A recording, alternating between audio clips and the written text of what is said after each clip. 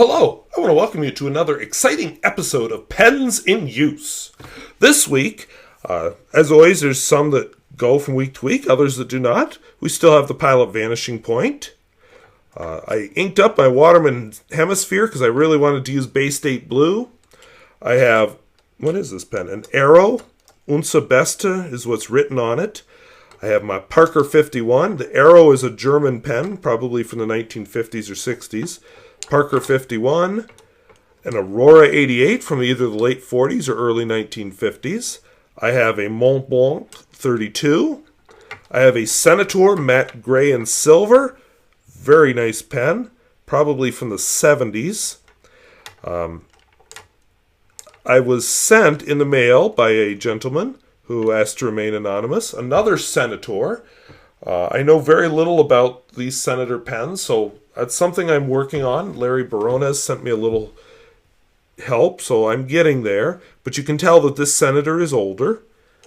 I have another Ero. I don't know the model of this, but this is a 1960s model Ero. I had a viewer send me a Kaigelu. Did I say that right? I feel like that was wrong. Kaigelu. Sorry, Kaigelu. I may be mispronouncing that anyway. And interestingly, this one looks very similar to the crocodile pen, except it doesn't have a crocodile here, and he replaced the nib and the feed. So I'll talk about that when I actually review the pen more. For now, it's just something interesting to point out. And then last but not least, I have my Wing Sung 698. So let's get this party going.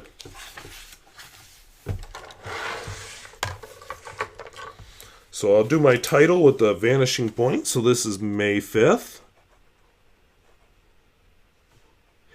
Once again, I am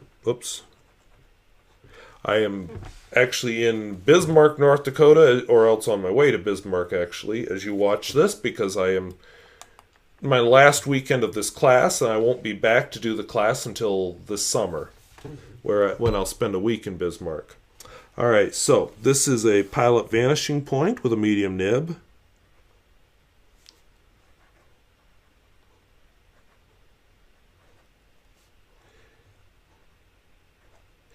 What's interesting about this pen, of course, is it's a clicky pen. I'm getting more used to it. It's not one I automatically would grab for. Maybe I'll turn down the exposure slightly there. Yeah, that's a little better.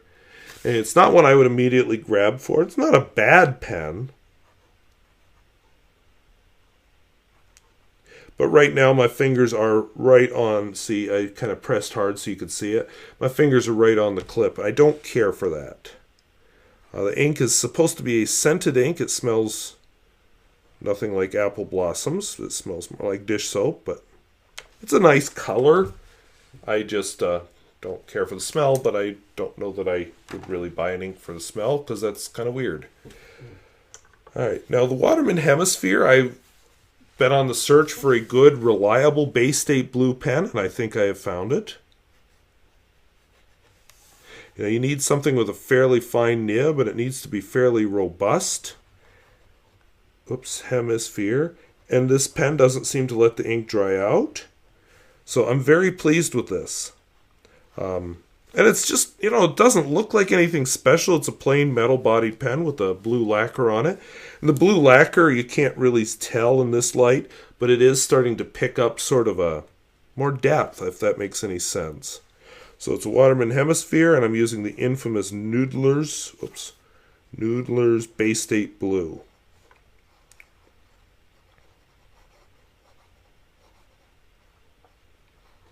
Just a great color for emphasis. Kind of a fun blue.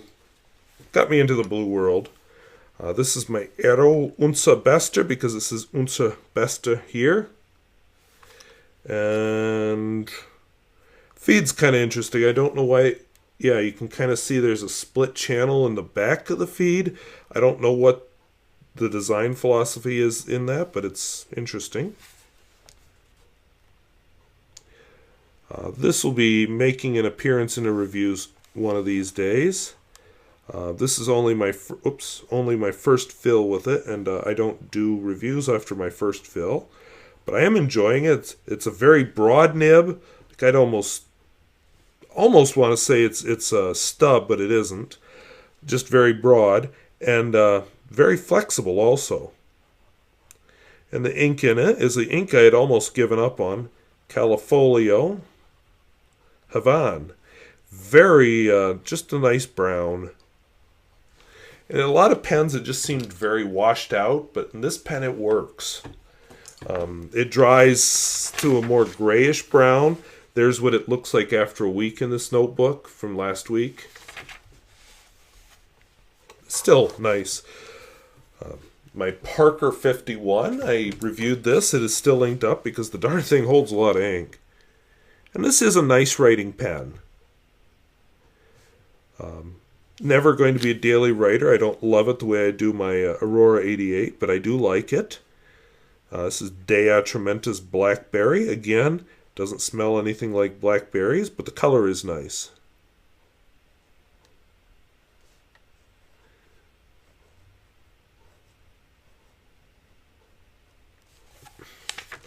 You know, last week it's dried to a more of a reddish purple color. This, it's been a couple of days since I wrote with it, so I think that's why it's really dark.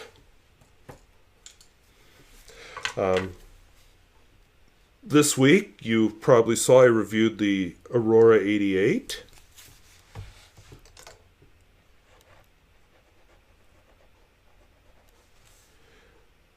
I don't know what nib I have in mind, but it's somewhat flexible. The ink, of course, is Aurora Black. One of the black inks I'm trying out.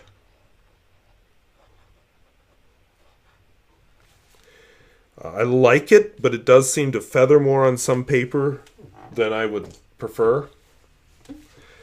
Not on this paper, though. I didn't use it last week.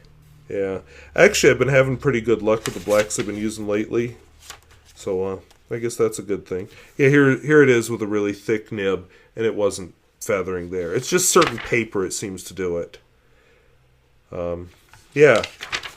So, looks good all the way through this notebook. All right, my Montblanc 32. I'd like to say I'm reviewing it next week, but I'm probably not. I was going to, but I just... Too much going on, and these vintage reviews take a lot of preparation, so I want to take a week off and review an easy pen. So I'll probably do some modern pen. But I do like this pen. The 149 Meisterstück does absolutely nothing for me. This one I like. I'll point out when I do the review, I'll do microscope view, but there's writing all around the cap ring here. It's just very attractive. This is supposed to have an extra fine nib. Kind of an interesting, I don't know if you'd call that semi-hooded nib, but it's different. And then the ink is Roshizuku Yamabudo.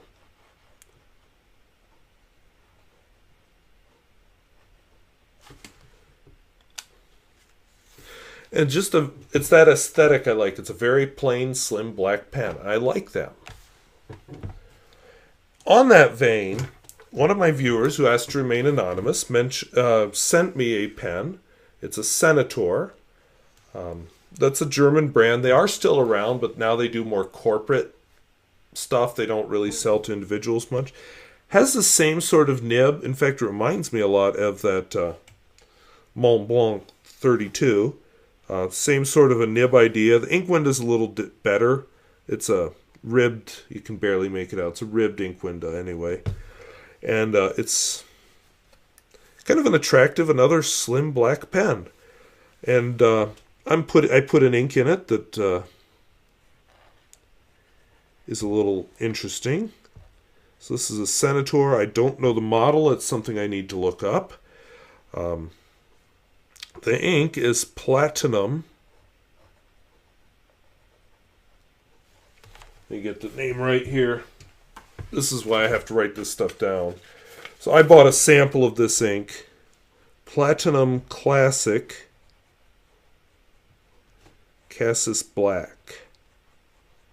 This is the new line of, I guess they're iron gall inks that Platinum came out with. When I inked this pen up was on April 28th, 2017, and you can see that the ink really has changed color since that week. So I like the ink. I might end up buying a bottle. I might like some of the other colors better, though. Honestly, this color doesn't do anything for me. The other Senator, well, let's put them side by side here briefly. The other Senator, you can tell, is more of a 70s design. They're both slim black pens. This Senator, though, has a texture to it, whereas the older one does not. Let's see, anything interesting up here? Not really. They both have not exactly the same, but a similar idea on their filling piston turning knob, for what it's worth. This one, my newer one, has a different sort of an idea behind the grip, and it's not the cap doesn't screw on, it just slips on and off. This is, I guess they call that a winged nib because it has wings. Same sort of an ink window, you just really can't see it in this lighting. The feeds look very similar. The newer one has a hole in it, but you know it's all the fins and everything are hidden inside the grip section. So yeah, I like this pen a lot. You know, that texture just makes it a little more interesting, and the plastic is supposed to be a more flexible plastic, so it shouldn't die. So this is a Senator. It was sold as a matte gray and silver. I don't know if that's its name. I have some suggestions of a name, model number. So nothing definite yet. So I'm hoping I can get this figured out before I try and do a review. Because it is a nice pen. And I'm way too far away. You can't see it. See anything. So Senator matte gray and silver. This is a gold nib. And the ink is Kyonuto Aonibi. And for some reason, I just love that ink in this pen.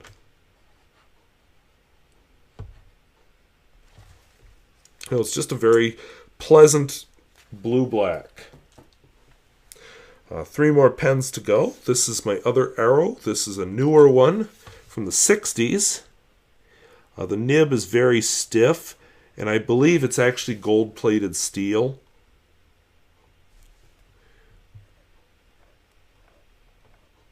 And the finish on it, it looks like it's just wrapped around it like a really thin sheet of plastic with the pattern. They just wrapped it around the barrel. It does have a piston filler knob, a very attractive blue ink window down here, which you can't see right now, but it is attractive. The ink in it is Deatramentis. Pearl Violet.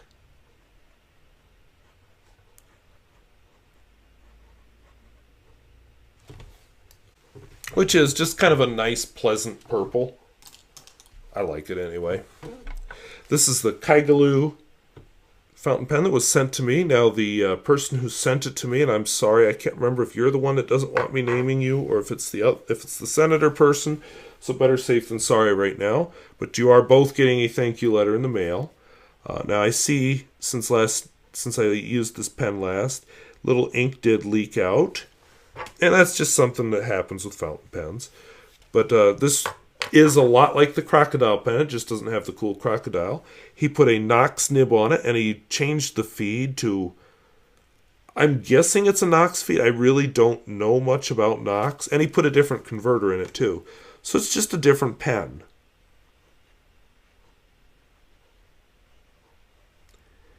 Now, I don't know the model, so we'll just go with that. And the ink I put in it is actually a sample that he sent me to try out. And I definitely have to look up how to spell this one. Noodler Squitigue? Squitigue? Yeah, I'm guessing.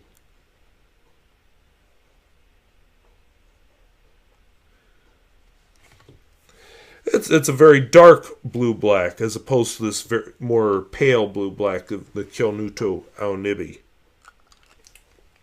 And finally, my little pet that I purchased the Wing Sung 698. And we'll do a comparison with this pen here in a second. So this is a Wing Sung.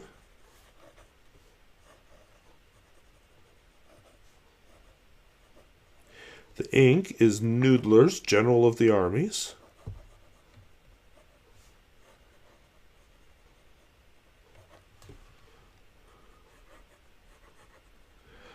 I look forward to reviewing this pen also. It's has some interesting features. I kind of like the ink window. The piston filling knob is different. It has kind of a catch mechanism in it. It's well, you'll just have to see it. I don't know how to really put it into words. But yeah, very quality, just a good pen. I'm impressed. Now this ink is interesting because it's supposed to start out green, and then it turns more blue with exposure to light, or even without. Because look at this. This is last week, right above that 698. I'll write a 698 this week. And this is green. This is blue. The blue is supposed to model the Union Army uniforms from post-Civil War times. The green has something to do with the Army back then, but I don't remember what. Now, I'm going to just zoom in here. Green, blue. And you can see part of it with the close-up is just trying to change colors. Let's just run down these inks because a few people have mentioned they're enjoying that. So the Apple Blossom goes on real nicely, no feathering. The Bay State Blue, feathers, I don't care. That ink, you're going to get a little feathering with most paper. But it doesn't look bad with regular writing. Zoomed in, you see it. The Califolio, just nice shading. That's an interesting brand. It's the only one I have, but I may have to look at some samples or something. My Blackberry, very dark and a little feathery this time. And I think last week it was feathery there too. So I think it's dark because I haven't written with the pen in a while. Aurora Black. I wouldn't call that feathery. It's not, the most even line of them all, but that's not bad. It's very black. I like that ink a lot. And I like the Aurora company, so there is that.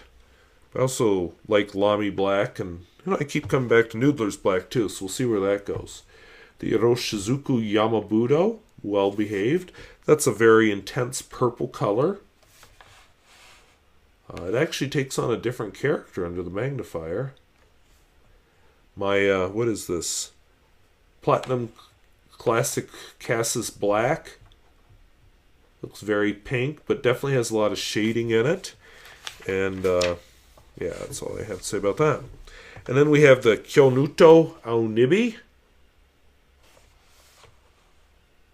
That has some shading. It shades more on other paper than on this paper, but it's an attractive ink. The Pearl Violet, I've always just kind of liked it, but again, that can be a little feathery where it's laid down a little thicker. Shades well, though. The Squigatigue, if I'm even pronouncing... No, Squitigue? I have no idea. Very dark. Looks more blue now than it did without this. And then, of course, the General of the Armies. Very well behaved. So those are the pens I'm using. I hope this was useful and somewhat interesting. And my life should start catching up here pretty soon, especially when I'm done taking this class. I apologize for not having a driving video for you last week. It just everything got ahead of me. I'm hoping to film the audio for it tomorrow night. I have the footage ready. The audio just wasn't happening. And then hopefully I'll get some exciting new roads for you. On the way back from Bismarck last week, I came back via... I keep getting the forts confused. I came back via Huff and Fort Rice and Standing Rock. And so a little bit different country for you. I ended up driving into the setting sun when I got to South Dakota, so that part I won't be saving, but I drove through a couple small towns, so I might show you those parts. I don't know. We'll see. Anyway, I've got several routes I can take to Bismarck, so I plan to take advantage of it and just show you a little bit of country. And then I will be doing more classes in Bismarck over the summer, so I'll just do whatever routes I don't get to. It was interesting. I went by where the protests were happening. They're over now, but there are still protesters around. I had a police officer following me, so I didn't stop to take any pictures, but maybe next time. We'll see. So anyway, I thank you for watching. I hope this was interesting. I hope it was useful. And we'll see you later. Bye-bye.